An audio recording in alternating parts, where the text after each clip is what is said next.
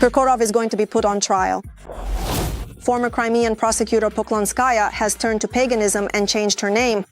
In the Kemerovo region, an OMON lieutenant colonel involved in war crimes in the Kyiv region was blown up. Jabagadyukin in Kremlin circles. Who fell out with whom this time? Shoigu claims that only 1% of Ukrainian drones reached their targets. Meanwhile, Russia and Myanmar have signed an agreement on mutual visa cancellation. Rio de Janeiro is on fire. Hello everyone, my name is Eva Nikolashvili and this is the program In Trend. Like and subscribe because we're getting started. Do you remember the former prosecutor of Crimea, Natalia Poklonskaya, who in 2014 became one of the symbols of the peninsula's annexation and claimed that a bust of Nicholas II in Crimea was exuding myrrh in the morning? The bust of Nicholas II, our sovereign, which we installed in the park near the chapel, the bust started to exude myrrh. They took photos for me and sent them, but this miracle, which can't be explained by scientists or anyone else. And this happened on the 100th anniversary. Do you see how it is? The sovereign is helping us, because they died so that we could make Russia prosperous and great. Poklonskaya was fanatical, orthodox, and constantly spouted such nonsense that even the most unhinged Russian KGB priests envied her. But now Poklonskaya has rebranded herself as a pagan and changed her name to Radveda. This became known from the materials of the lawsuit that Poklonskaya filed against the propagandist Mardan. It was the propagandist himself who made this public. Natalia Vladimirovna has once again decided to make a sharp turn in her life and has once again chosen to radically change her identity. Natalia Vladimirovna Poklonskaya is no longer Natalia. She is now Radveda. To make it clear why I'm saying this, colleagues, please show the picture. So, Radveda Vladimirovna Poklonskaya, that's what follows from the materials of the lawsuit that Madam, or Pani, Poklonskaya filed against your humble servant due to the publication of allegedly false information about her. But this is what is called a lawsuit for the protection of honor and dignity. Poklonskaya herself explained the name change as a measure of special protection.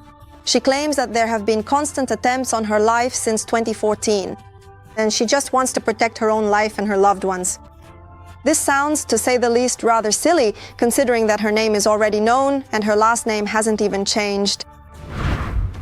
By the way, speaking of lawsuits, Filipp Kirkorov has received suspicions from the SBU. Putin's lackey supports Russia's war against Ukraine and regularly performs for the Russian occupiers. He even traveled to temporarily occupied Ukrainian territories. You remember when he tried to get back in favor after that naked party scandal. At that time, Kirkorov went to Feodosia, where he publicly supported the occupiers by singing in a hospital. He sang for Russian soldiers and in a hospital in Horlivka. Kirkorov, a Putin supporter, also delivered so-called humanitarian aid to the occupiers.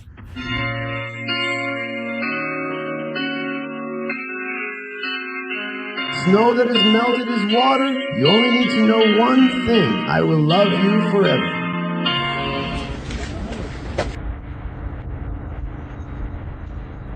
If you really want to go, then go. If you truly want to forget, then just forget. Just remember that at the end of the road, when everything is finally said and done, no one will come back. But to be honest, Kirkorov got off easy. But the lieutenant colonel of the Russian OMON, who was involved in war crimes in the Kyiv region, wasn't so lucky. The occupier received the punishment he deserved. Although, let's not make predictions. Who knows, maybe Kirkorov will end up singing a duet with Kobzon. So, about the lieutenant colonel. According to Ukrainian sources, on October 25th in the Kemerovo region, a car exploded with a police lieutenant colonel behind the wheel, Veniamin Majerin. He served in the OMON special unit Obereg.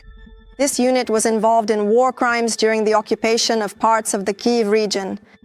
The GUR noted that as early as April 2022, Ukrainian military intelligence had identified the war criminals from Obereg and planned measures to ensure the fair punishment of those on the list. As you can see, the lieutenant colonel has already been punished, but he is clearly not the last one. In this list, the rest should get ready. I think you'll agree that another war criminal can be considered Solovyov. The propagandist has long stopped hiding his desire to strike at someone, anyone. Depending on his mood, Solovyov threatens Kyiv, London, Paris, Berlin, Washington, and very often all of them at once. This time, the Kremlin's chief propagandist decided to focus his threats on the capital of Ukraine. But suddenly, the experts spoke out against it. What happened next? You just need to see some real backstabbing and scheming. You're going to like it. You say, let's strike Kyiv. Yeah, that's a worm. That's a worm? Where did it even come from? And now why am I going? Leave Kyiv. It'll be easier. Leave Kyiv. So Just stand up. and walk out. Just like the guys in Belgorod. They're forced to do it now. Now I'm supposed to feel sorry for the people of Kyiv. Not a chance. Not a chance. That's it. No Kyiv. And there never will be. Why? Because you cursed this city. You betrayed it. You betrayed its holy places. You desecrated them. You have no right to be here because you are demons who have betrayed your own history and your own faith. Purification, water and fire. You yourself said this on our broadcast, referring to the predictions of clergymen. But if on Solovyov's show it was most likely staged, then the next scandal is quite real. There was a spat between the so-called governor of the Zaporizhzhia region, collaborator Yevgeny Balitsky, and the governor of Kursk, Kinstein. The Z Patriots joined in as well. It all started when Balitsky claimed that the Kursk region was liberated not by Putin's soldiers and local residents, but by soldiers.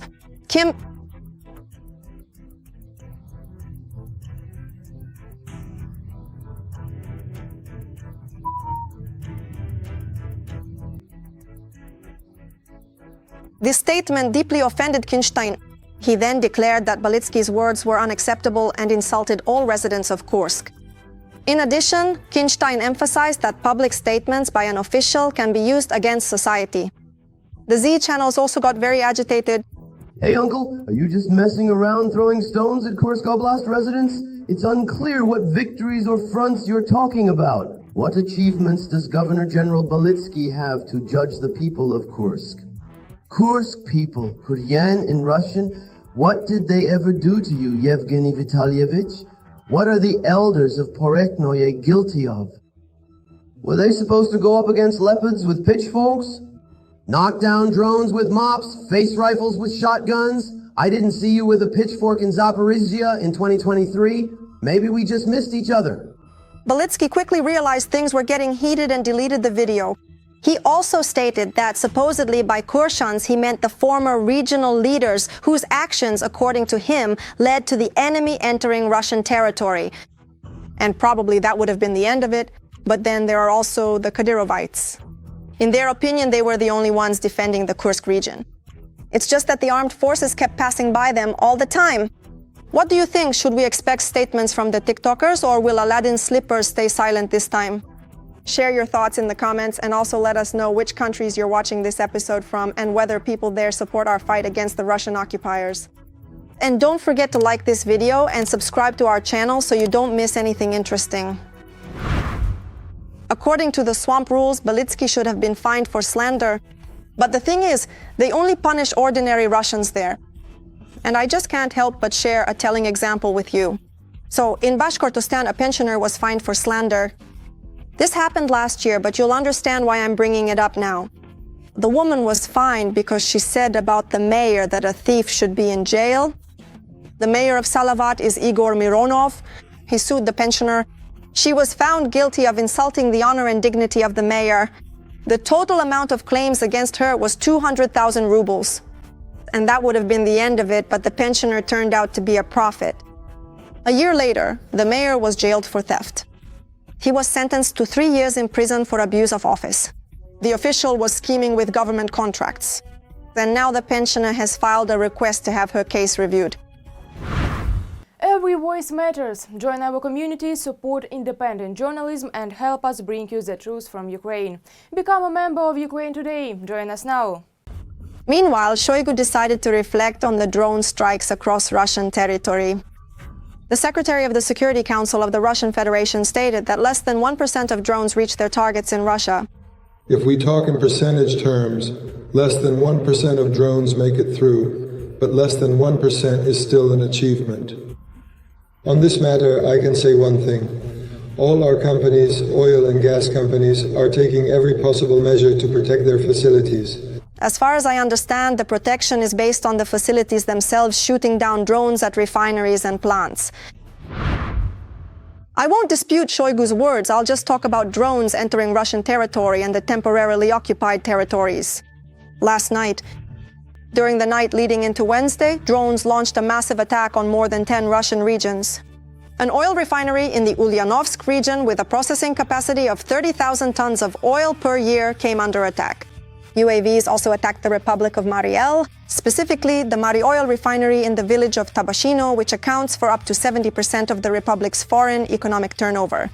And in Budyonovsk, Stavropol Krai, the Kremlin will be short one gas processing plant. It was also a restless night in the temporarily occupied Simferopol. According to media reports, in the village of Gvardeyskoye, just a few kilometers from the city, an oil depot is once again ablaze. A fuel tank is burning there. There was also a drone strike recorded at the Komsomolskaya oil depot. In addition, in the temporarily occupied Crimea, a Pantsir S-2 anti-aircraft missile and gun system and 2 radar stations were hit. Well, in general, yes, 1% makes it through. That's right. And now some important news for Russians. Russia and Myanmar have signed an agreement on mutual visa exemption. Now, Russians can stay in Myanmar without a visa for up to 30 days for tourism or business purposes. I'm not claiming it for sure, but maybe that's exactly how it is. And that victory for which Putin started the so-called special military operation, for Russian citizens, a temporary visa-free regime had been in effect in Myanmar since 2023, but it was extended every year. Now, there's no need to extend it anymore. Russians can enjoy trips to Myanmar. Just so you know, that's a country in Asia. Since 2021, Myanmar has been ruled by a military junta that came to power through a coup. After that, a civil war broke out and a state of emergency was declared, which was only lifted on July 31st of this year. According to the UN, as of November 2024, at least 5,350 civilians have been killed in the country since the coup. More than 3 million people have also been forced to leave their homes. Myanmar is also notorious for scam centers, where foreigners are lured and forced into slavery. According to UN estimates, at least 120,000 such foreigners are currently being held in captivity like this. Then finally, let's talk about the horrors in Rio de Janeiro. Chaos reigns in the streets with dozens of people killed. The city is in a state of war after shootouts between the military and drug traffickers from the Red Command, who reportedly used combat drones. More than 2,500 officers and special forces stormed the area. The favela district, which is considered the headquarters of one of Brazil's most powerful organized crime groups. The raid triggered a shootout. Drug traffickers opened fire, set up barricades, and set vehicles on fire. At least 60 people were killed, including 4 police officers.